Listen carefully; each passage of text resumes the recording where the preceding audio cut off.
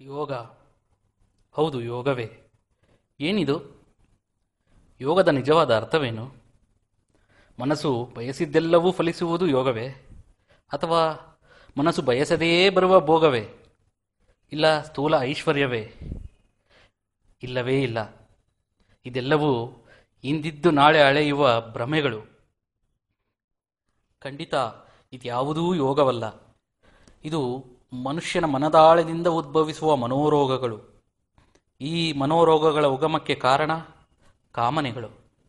ಆ ಕಾಮನೆಗಳು ಬೆನ್ನು ಬಿಡದೆ ನಿರಂತರ ಕಾಡುವುದಕ್ಕೆ ಕಾರಣ ಪೂರ್ವ ಸಂಸ್ಕಾರದಿಂದ ಬಂದ ಕರ್ಮಗಳು. ಹೌದೇ?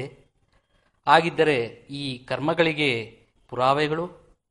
ಬದುಕಿದ್ದೂ ಜೀವಂತ ಶವವಾಗಿದ್ದು ಕಣ್ಣಿಗೆ ಕಾಣದೆ ಗಂಟು ಬೀಳುವ ಭವರೋಗದ ಬಿಡಿಸದ ಬಂಧನದ ಕೋಳಗಳು. ಹಾಗಾದರೆ ಇದಕ್ಕೆ ಉದಾಹರಣೆಗಳು ಹಿಂದಿನ ಪುರಾಣಗಳು.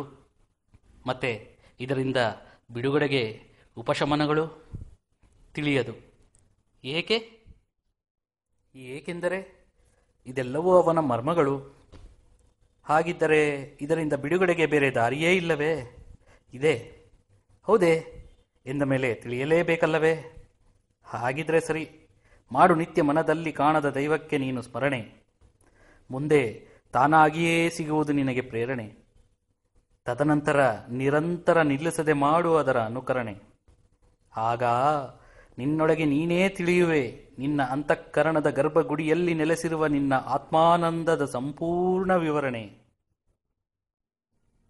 ಇದಕ್ಕಾಗಿ ನಾನಿಲ್ಲಿ ನೀಡುವುದು ಮಾತ್ರ ನಂಬಿಕೆ, ಶ್ರದ್ಧಾ, ಭಕ್ತಿಯಿಂದ ನೇರವಾದ ದಾರಿ ಹಿಡಿದು ಮುನ್ನಡೆಯುವ ಕೆಲವು ಸಲಕರಣೆಗಳು.